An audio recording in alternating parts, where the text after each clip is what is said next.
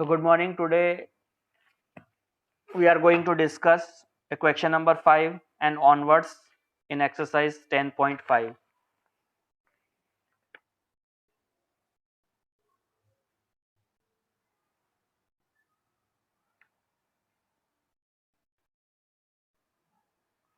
So question number 5 में देखिए क्या है.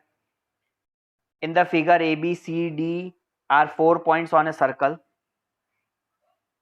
AC and BD intersect at point E such that angle BEC equal to 130 degree and angle ECD equal to 20 degree. Find angle BAC. ठीक है, figure बनाओ और यहाँ पे जो एंगल्स दिए हैं उसको मेंशन करो और वहां से फिर हम प्रॉब्लम को सॉल्व करते हैं.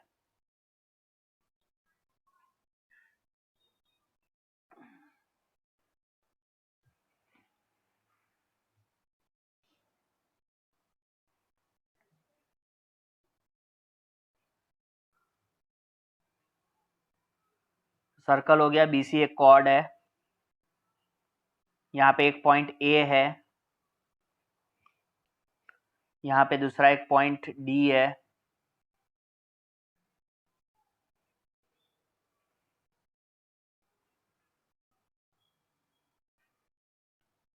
ये B से D को ज्वाइन करना है, C से A को ज्वाइन करना है,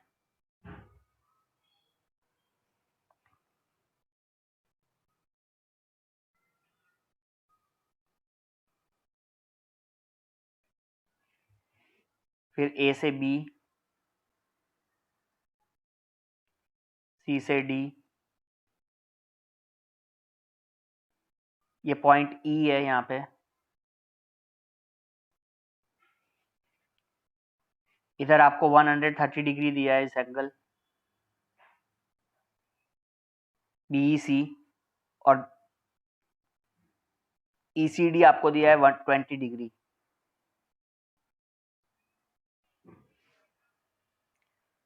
फाइंड करने को बोला है angle BAC.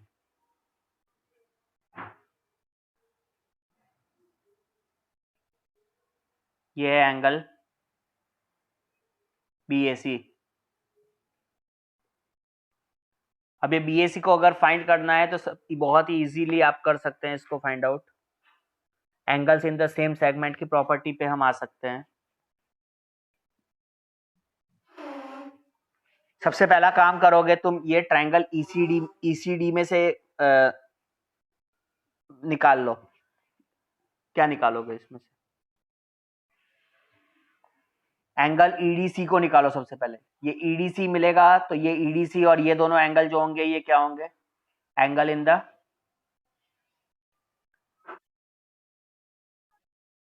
In the same segment में होंगे. ठीक है, अब ये angle in the same segment के लिए यहाँ पे देख लो, ये एक्सटीरियर एंगल है, ये BEC जो है वो क्या है? इन ट्रायंगल ECD का एक्सटीरियर एंगल है. तो in triangle ECD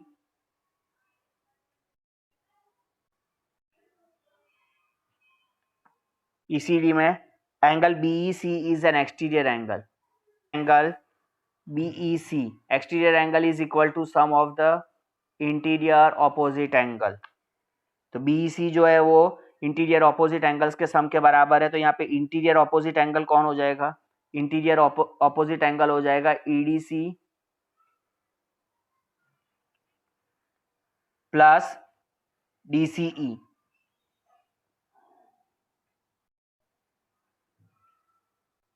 plus DCE, EDC plus DCE. तो एक्सटीरियर एंगल BEC कितना है यहाँ पे?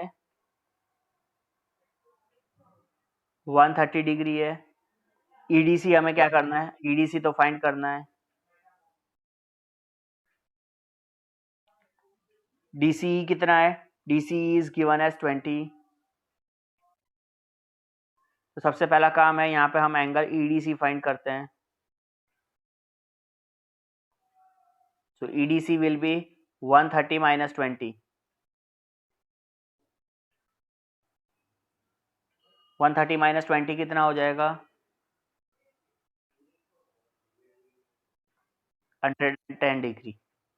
ठीक है, अब इस फिगर को देख लो, ये जब ईडीसी तुम्हें 110 मिल गया यहाँ पे, सो ईडीसी माने एक तरीके से बीडीसी हो गया, ठीक है। ईडीसी माने कौन सा एंगल हो गया, फिगर में देखो बीडीसी, चाहे ईडीसी लिखे चाहे बीडीसी लिखे बात एक ही है। And BDC and BAC both are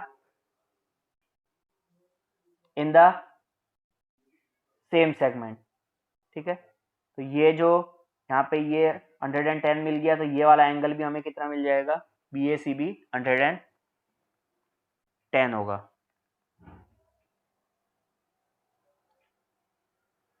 तो यहाँ पे हम लिखेंगे एंगल ईडीसी जो है वो, उसको हम क्या लिख सकते हैं, EDC can be written as angle BDC, और इसकी जो वैल्यू है ये है हमारी 110 degree.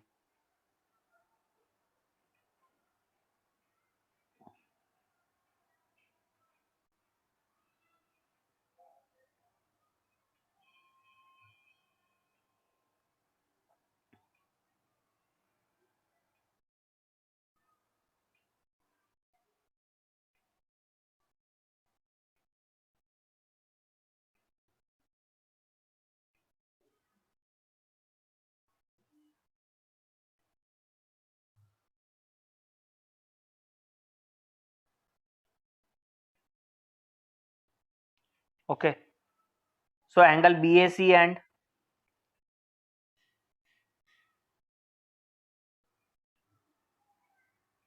Angle BDC both are equal. Reason में यहाँ पे आप लिखोगे angles in the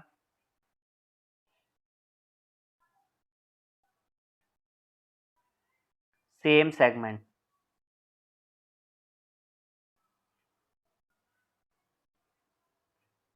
So therefore we can say that BDC 110 था, तो एंगल बी 110 डिग्री, इसलिए एंगल यहाँ पे मिलेगा।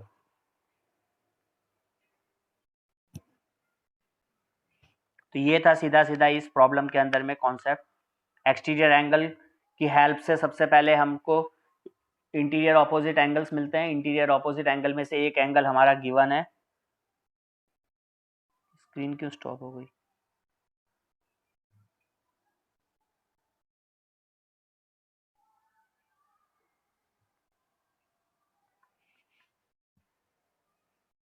सो उसमें से हमें एंगल ईडीसी मिल जाएगा। जब ईडीसी मिलेगा तो EDC and BDC both are same, क्योंकि वो सेम लाइन पर ही एक एंगल फॉर्म कर रहे हैं, चाहे ईडीसी लिखे चाहे बीडीसी हम लिखे। तो बीडीसी और बीएसी दोनों हमारे लिए क्या हो जाएंगे, इक्वल होंगे, क्योंकि वो both the angles are in the same segment.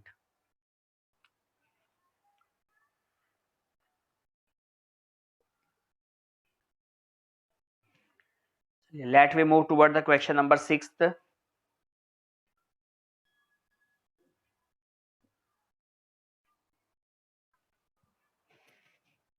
ABCD is a cyclic quadrilateral whose diagonals intersect at point E. If angle DBC is equal to 70 degree, angle BAC is equal to 30 degree, find angle BCD. Further, if AB equal to BC, find angle ECD. पूरा figure बनाओ आप इसका, इस question का पूरा figure बनाइए।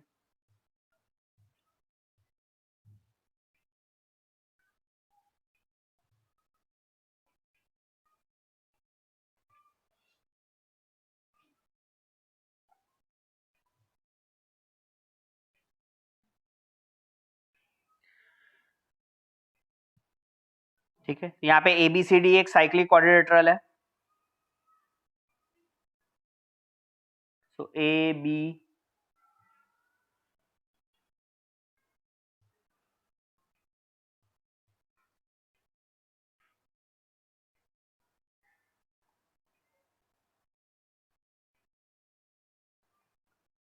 C and D, ठीक है। ABCD यहाँ पे एक साइक्लिक क्वाड्रिलेटरल हो गया। whose diagonals intersect at E, इसके जो diagonals intersect करेंगे वो E पे कर रहे हैं, तो यहाँ पे इसके हम diagonals intersect कर लीजिए. The diagonal is AC and another diagonal is BD intersect at E. If angle DBC is 70 degree, now DBC is 70 degree. ये जो एंगल DBC यहाँ पे दिख रहा है, ये पूरा एंगल है कितना डिग्री का? 70. Afterward angle BAC is 30 degree. BAC कहाँ पे अंदर की तरफ एंगल बनेगा? ये BAC, it is given as 30 degree. We have to find angle BCD. ठीक है, BCD कौन सा एंगल है?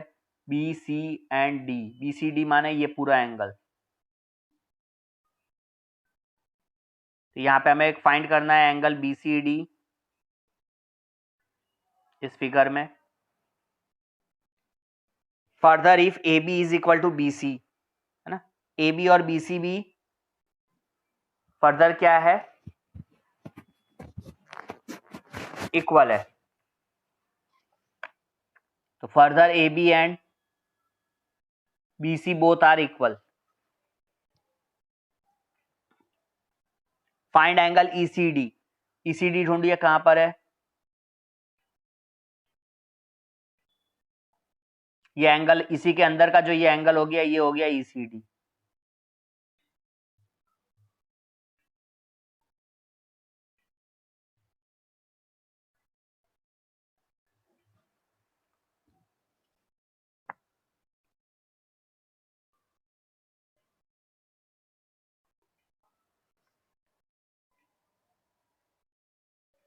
चलिए अब देखिए, ये यहां पे ध्यान से इसको देखिए. Angle in the same segment पहले ट्राई करिए ढूंढने की. 70 डिग्री इधर है, तो 70 डिग्री कहां बनेगा? ये भी 70 बनेगा. कौन सा एंगल? DAC, है ना. जितना DBC होगा उतना ही DAC होगा. क्यों होगा? क्योंकि this two angles are in the same segment. समझ में आ रही है बात? जितना एंगल DAC होगा उतना ही एंगल क्या होगा? DBC होगा. तो यहां पे हम लिखेंगे angle DAC and DBC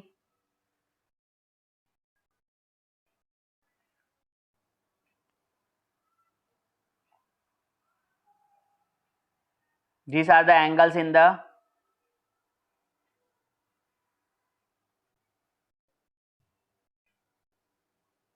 same segment.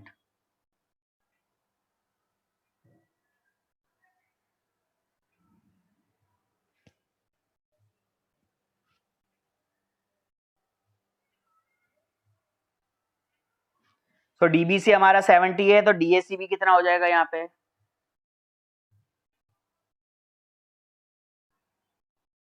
DAC is also 70 degree. अब यहां ध्यान दो. अब जब DAC 70 मिल गया, तो ये पूरा एंगल, यहाँ पे ध्यान दीजिए, ये जो पूरा एंगल होगा, दैट एंगल DAB, ये मिलके कितना हो रहा है? फिगर में देखिए, DAC 70 हो गया angle in the same segment की वजह से. तो नाउ DAB कितना होगा? पूरा एंगल, पूरा एंगल DAB 70 और 30 मिलके क्या सम करेगा? 100. ठीक है, 70 और 30 का सम कितना हो गया? 100. तो यहां पे angle DAB is equal to,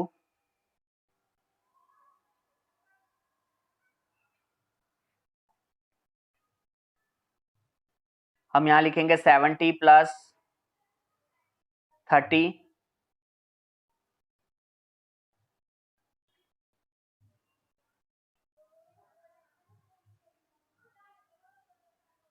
screen struck हो गई. तो 70 प्लस 30 इज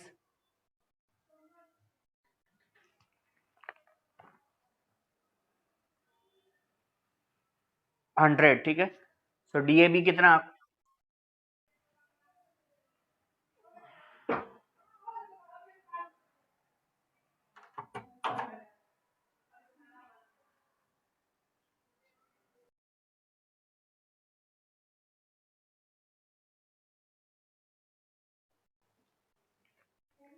सो DAB यहाँ पे कितना हो जाएगा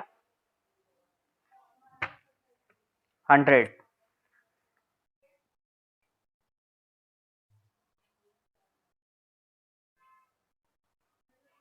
अब एंगल DAB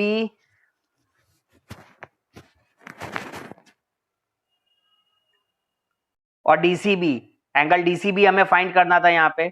ये दोनों एक दूसरे की क्या है, DAB और DCB साइक्लिक क्वाड्रिलेटरल होगा तो क्या होगा, इसके ऑपोजिट एंगल्स का सम 180 होगा।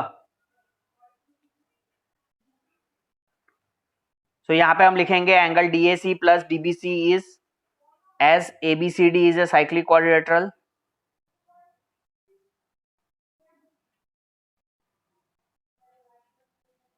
is a cyclic quadrilateral, therefore we can say that DAC plus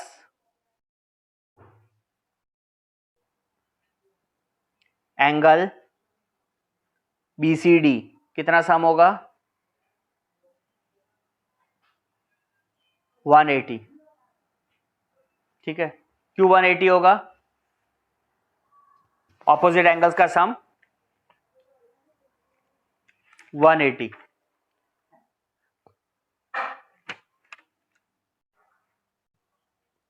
So DAC is 70, angle BCD is find करना है equal to 180। So angle BCD को हम यहां पे लिखेंगे 180 माइनस 70। 180 माइनस 70 कितना होगा 110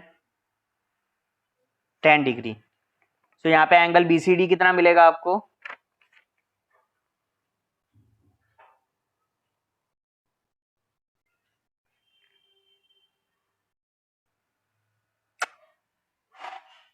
नहीं DAC DAB नहीं होगा ना, इधर गलती हो गई ना, इधर गलत लिखा, that is the DAB।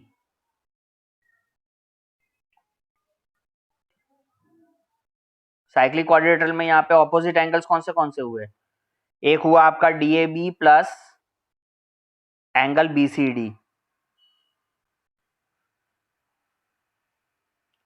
DAB का एंगल कितना है, DAB हमने यहाँ पे फाइंड किया था ना, DAC नहीं DAB।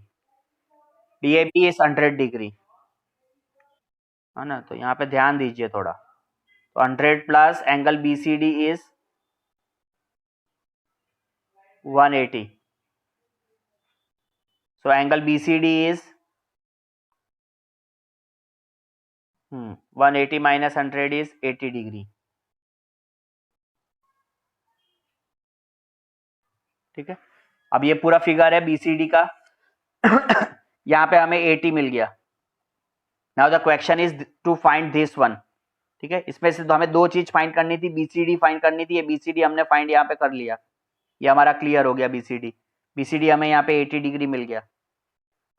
अब हमारा इंटेंशन है ECD फाइंड करने के लिए। तो ECD फाइंड करना है तो कैसे फाइंड करेंगे, क्या कॉन्सेप्ट यहाँ पे लगेगा, देखो दूसरी चीज यहाँ पे एक चीज और दे रखी थी इस के अंदर में, AB और BC की वैल्यू सेम है।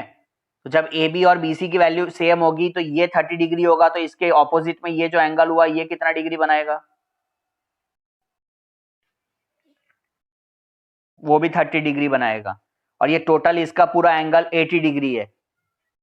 समझ में आ रहा है, ये BCD जो है वो हमारा 80 डिग्री है। तो यहाँ पे जब ये 30 डिग्री हो जाएगा तो 80 में से 30 माइनस कर दूंगा तो ये वाला पार्ट कितना हो जाएगा, ये वाला एंगल हो जाएगा 50 डिग्री। ठीक है, तो अब इसको प्रॉपर वे में लिख लीजिए। इसको प्रॉपर वे में क्या लिखेंगे, तो here AB is equal to,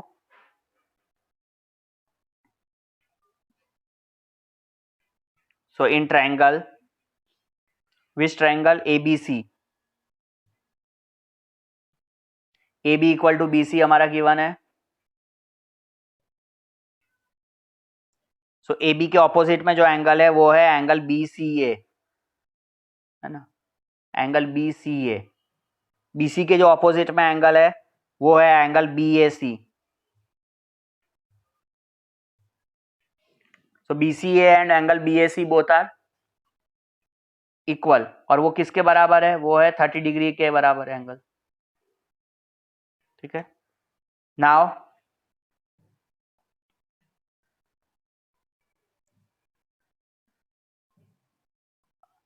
सो जब 30 डिग्री यहाँ पे मिल गया ये हमें, B C A is 30 degree, है ना, बी सी ए हमारा 30 हो गया, तो बी सी ए प्लस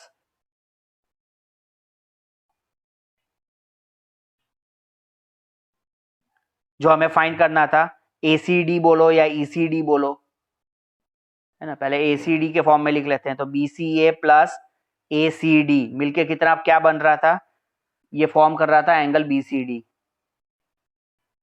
बी सी डी हमारे पास टोटल कितना था, बी सी डी हमने फाइंड आउट किया था ऐसे 80 डिग्री, बी सी ए हमको 30 मिला, प्लस ए सी डी कहेंगे या फिर इसको हम ई सी डी कहेंगे जो हमें फाइंड करना है। तो ये ए सी डी कितना हो जाएगा हमारा, 80 minus 30, that is equal to 50 degree. So therefore we can say that angle ECD is equal to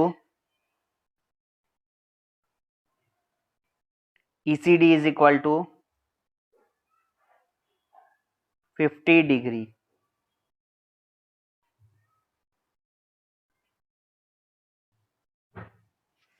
तो ये होगा फाइनल आंसर, ECD की वैल्यू 50 होगी।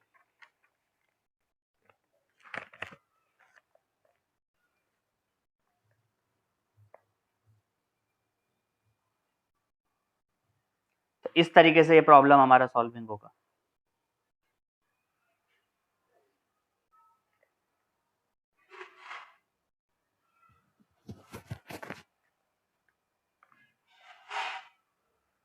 चलिए नेक्स्ट प्रॉब्लम पर आते हैं।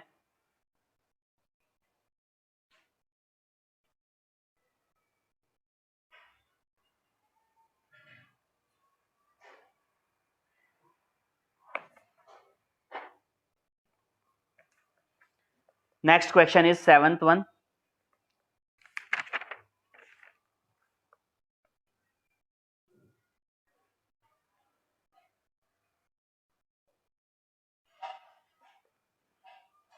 The 7th question is, if the diagonals of a cyclic quadrilateral are diameter of a circles through the vertices of quadrilateral, prove that it is a rectangle.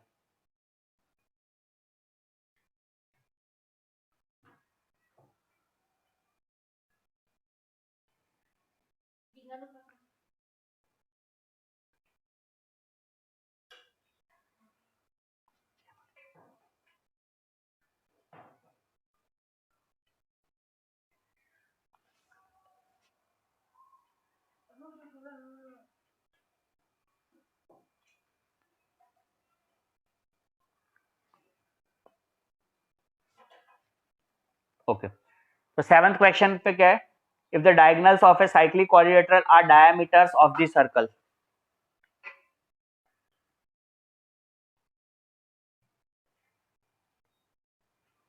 ठीक है, ये आपका सर्कल हो गया,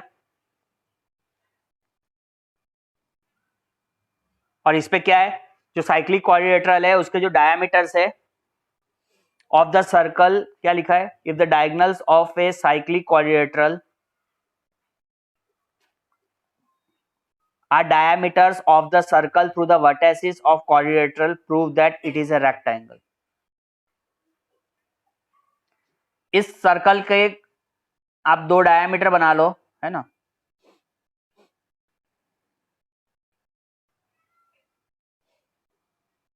और वो दोनों ही डायमीटर्स क्या है, इस पर्टिकुलर साइक्लिक क्वाड्रिलेटरल के डायगोनल्स है। तो एक डायमीटर अगर हमने यहां से एक पास आउट किया, एक डायमीटर यहां से पास आउट किया, और उसके बाद फिर यहां पे हमने एक अपना साइक्लिक क्वाड्रिलेटरल कंप्लीट कर लिया,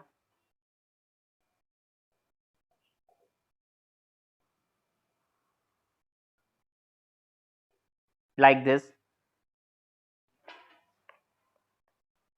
तो जो डायगोनल्स है वो कहां से पास आउट होने चाहिए?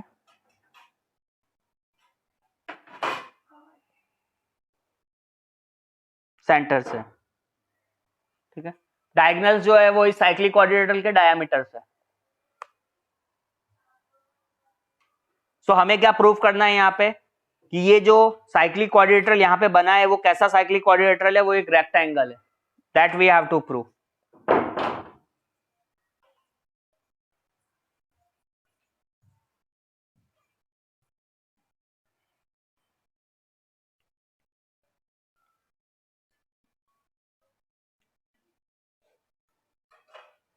So in this question what we have to do? We have to do भाई ट्रायंगल ABCD यहाँ पे गिवन है सबसे पहले आपको क्वेश्चन में।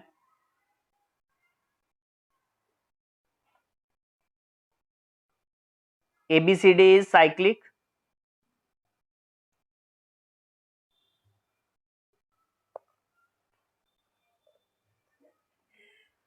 and the diagonal AC and BD are the diameters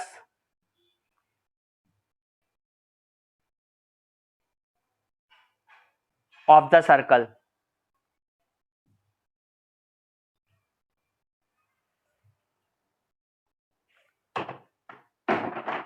ठीक है। अब यहाँ पे ये जो एंगल्स है आपके इस साइक्लिक क्वाड्रिलेटरल के अंदर में, प्रूफ क्या करना है? प्रूफ करना है आपको यहाँ पे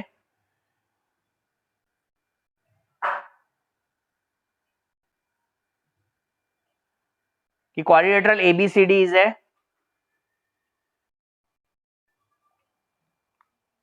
रेक्टेंगल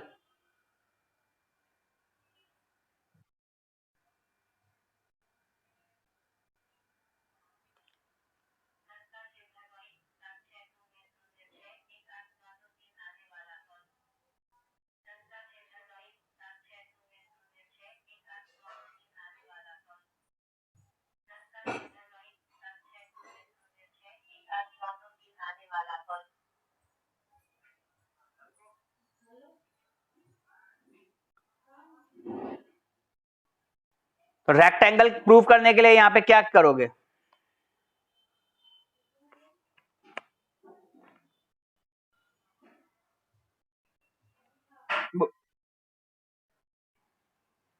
सबको 90 डिग्री शो कर देंगे तो सारे एंगल्स अगर 90 डिग्री आ गए तो ये क्या हो जाएगा हमारा?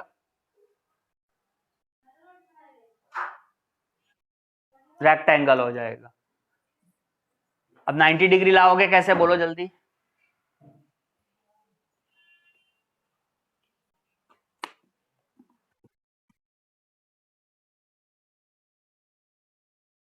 Very good. यहाँ पे ये जो एंगल जितने भी यहाँ पे एंगल्स बन रहे हैं हमारे ABC ADC है ना, उसी तरीके से बाकी के ये जो दो एंगल्स है वो भी क्या यहाँ पे angles in the semi circle. So यहाँ पे हमको यही चीज लिखनी है यहाँ पे। तो प्रूफ में हम लिखेंगे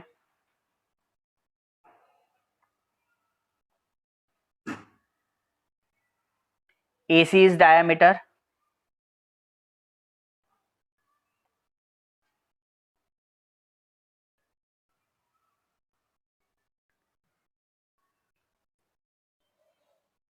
so angle ABC is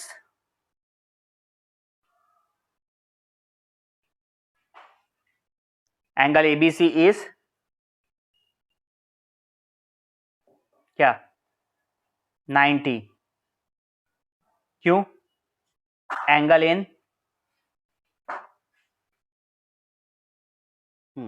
in a semi circle. So AC is diameter तो एंगल ABC इज 90। उसी तरीके से ये जो एंगल होगा ADC वो भी 90 ही होगा जब AC डायमीटर हुआ तो। उसका भी रीजन यही है कि it is also angle in ए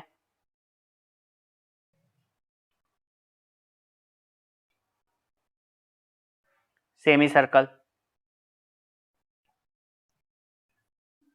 और जब हम AC को डायमीटर ले रहे हैं तो एंगल एबीसी और यहाँ पे हमने एंगल एडीसी को इंस्क्राइब किया सेमी सर्कल के अंदर में। अब यही अगर हमने बीडी को डायमीटर लेंगे, बीडी को डायमीटर लेंगे तो अभी ये कौन सा एंगल बनेगा हमारा, ये इंस्क्राइब्ड कौन सा होगा सर्कल में, बीएडी होगा, ठीक है। और दूसरा एंगल होगा बीसीडी। तो यहां पे जिस तरीके से हमने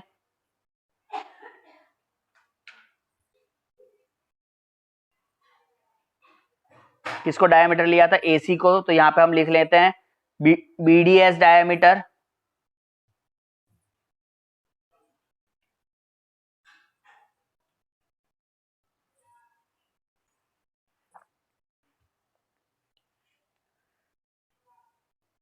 तो बीडी को अगर हमने डायमीटर ले लिया, so angle BAD is equal two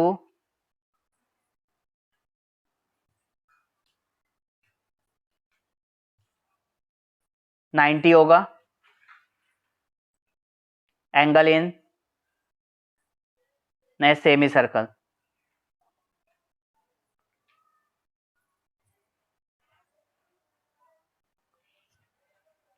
similarly दूसरा जो एंगल है बीएडी 90 होगा और बाकी एंगल बीसीडी इज आल्सो 90, क्योंकि वो भी एक एंगल इन सेमी सर्कल होगा इसी जब बीडी डायमीटर हुआ तो angle BCD is also 90। So in a quadrilateral ABCD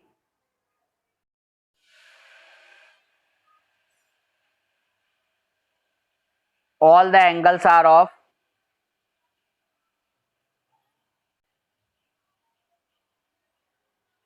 all angles are of 90 degree, therefore we can say that quadrilateral ABCD is a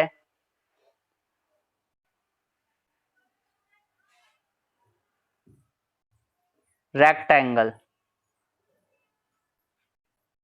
ठीक है। इसलिए क्वाड्रिलेटरल एबीसीडी क्या हो जाएगा,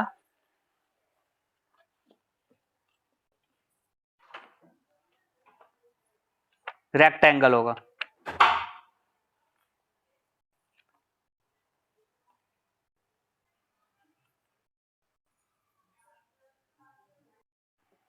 देखिए एट्थ प्रॉब्लम क्या लिखा है, एट्थ प्रॉब्लम है if the two non parallel sides of a trapezium are equal prove that it is a cyclic.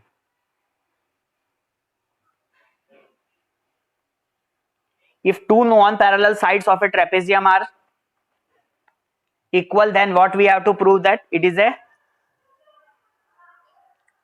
cyclic, ठीक है। तो यहाँ पे साइक्लिक किसी चीज को प्रूव करना है तो कैसे प्रूव किया जा सकता है, किसी चीज को साइक्लिक प्रूव करना है तो उसके ऑपोजिट एंगल्स है उसका सम हमें 180 डिग्री शो करना है, 180 लाना पड़ेगा।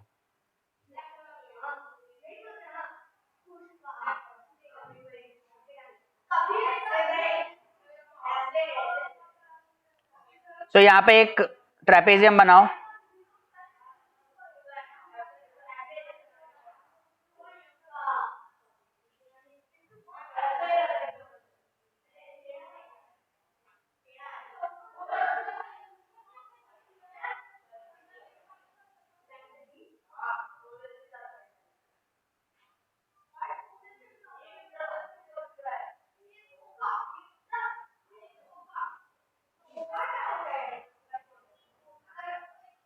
ठीक है।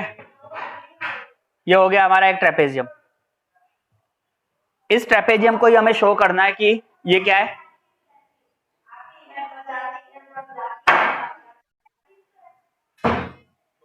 साइक्लिक है।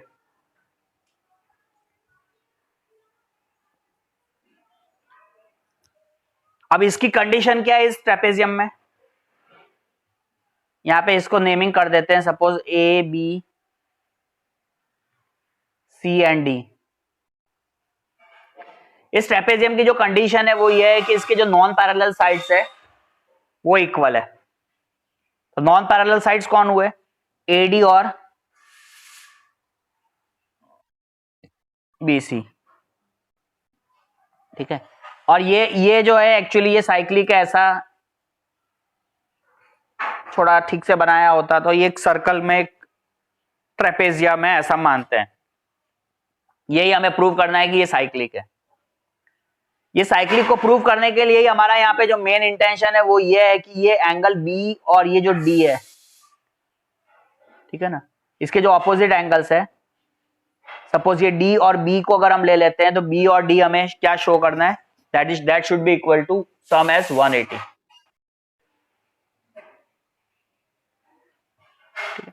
तो यहाँ पे गिवन सबसे पहले लिखिए कि गिवन क्या है यहाँ पे हमारे पास क्वेश्चन में।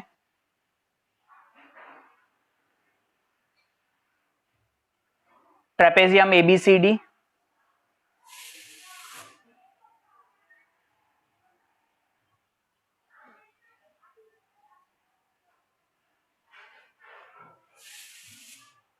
in which AD and BC are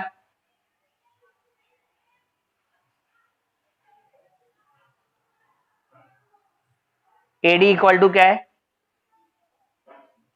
BC है, ठीक है, ठीक है। Next is to prove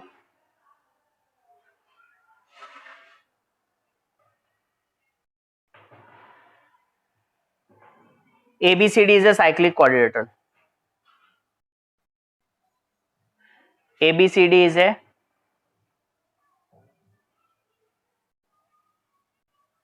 cyclic quadrilateral. ये आगे प्रूव करें उसके पहले कंस्ट्रक्ट करो इसमें।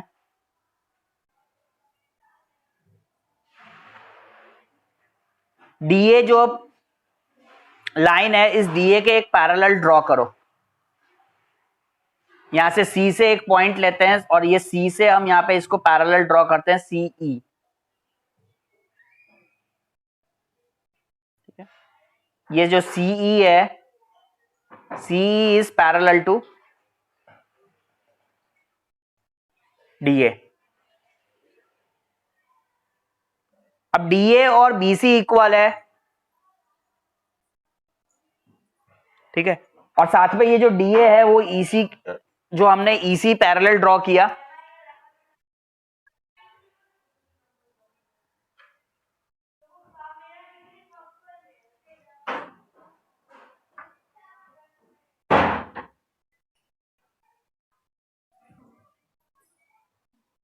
चलो तो यहां पे सबसे पहले कंस्ट्रक्शन में ड्रॉ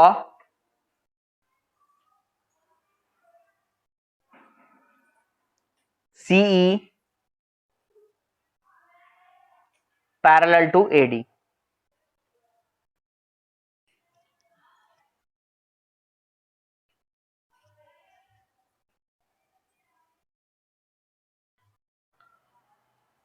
ओके, तो सबसे पहले क्या करेंगे, इसमें एक सी को डीए के क्या ड्रॉ करेंगे, पैरेलल। नाउ प्रूफ लिखेंगे।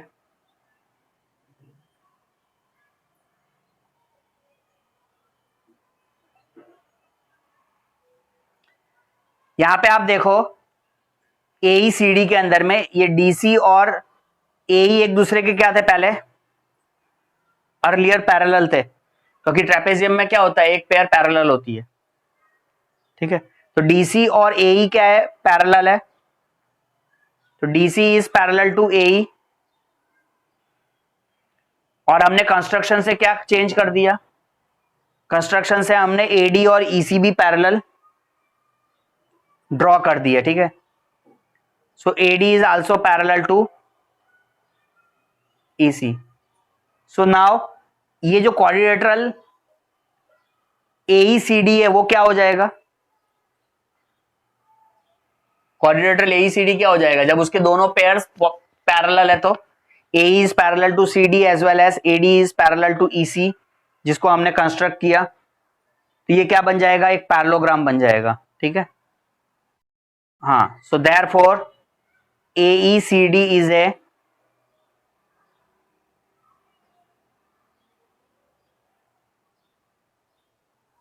पैरेललोग्राम। अब जब AECD पैरेललोग्राम हो जाएगा तो इसकी ये साइड्स इक्वल हो जाएगी, जितना AD होगा उतना ही ये तुम्हारी साइड ECB होगी, ठीक है। तो हम यहां पे क्या लिखेंगे, AD is equal to EC, ठीक है। एडी और ईसी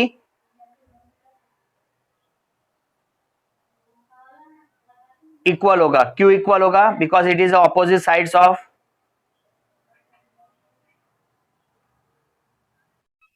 पैरेललोग्राम। इसके अलावा क्वेश्चन में एडी और बीसी इक्वल है, एडी और बीसी गिवन है जो कि इक्वल है।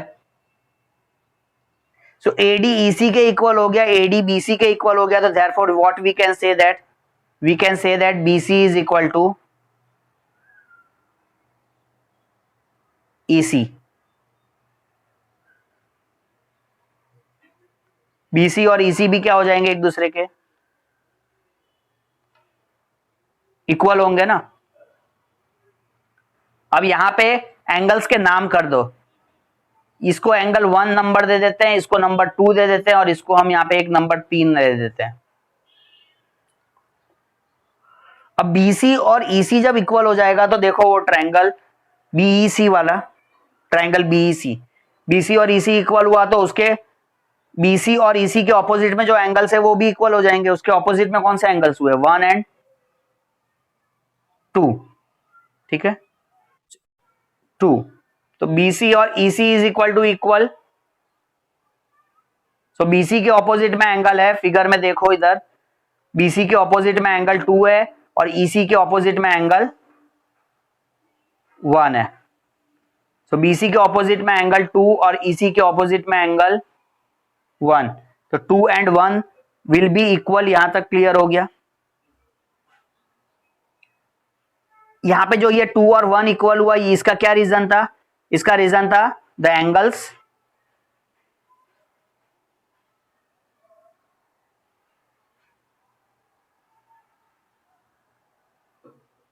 opposite to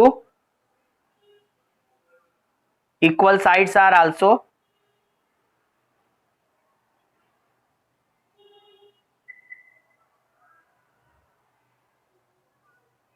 equal, ठीक है। Angles opposite to equal sides are also equal. So यहां तक हो गया क्लियर हमारा कि भाई ये 2 और 1 हमने यहां पे निकाल लिया, ठीक है। हमारा इंटेंशन 2 और 1 पे नहीं है, ध्यान देना है। अब यहां पे हम ध्यान देते हैं। अब एक्चुअली मुझे प्रूफ क्या करना है, मुझे प्रूफ तो करना है 1 + 2 इज इक्वल टू 180।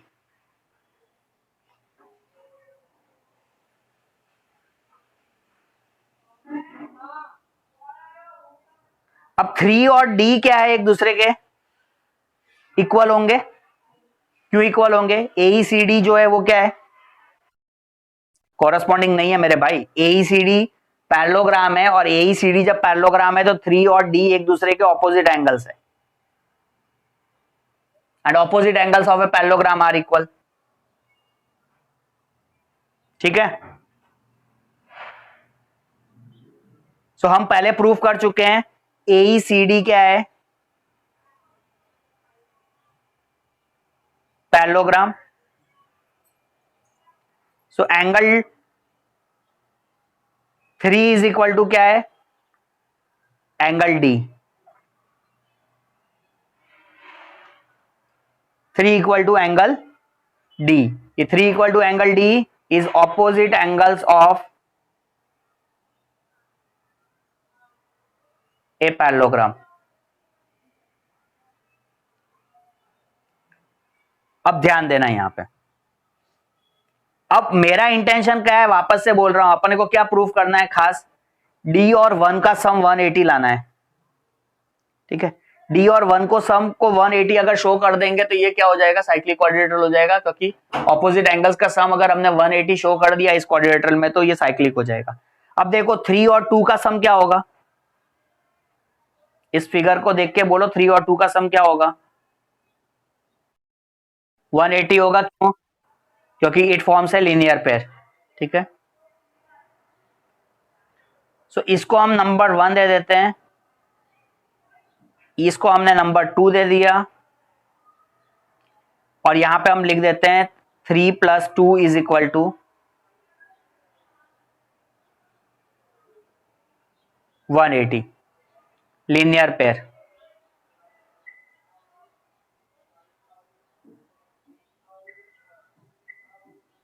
ठीक है, 3 + 2 =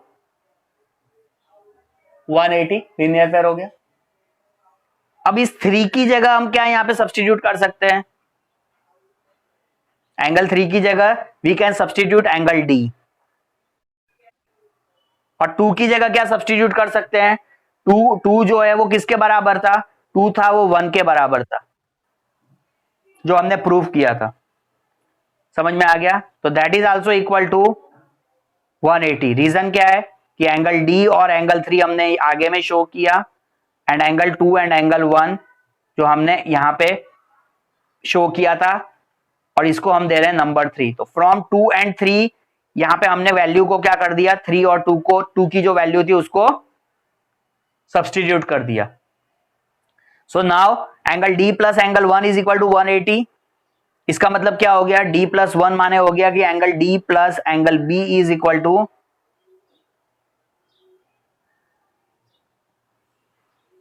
180। ठीक है, d + b = 180 का मतलब यहां पे हम लिख सकते हैं कि here opposite sum of opposite angles are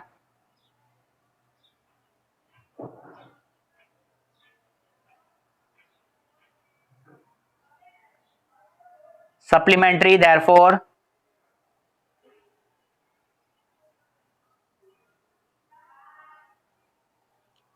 it is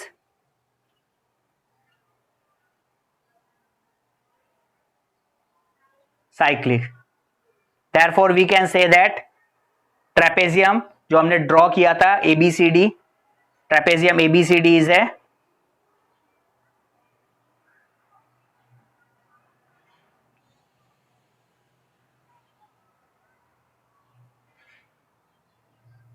cyclic trapezium है।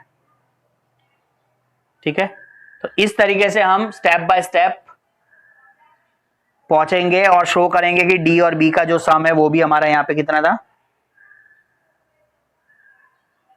180।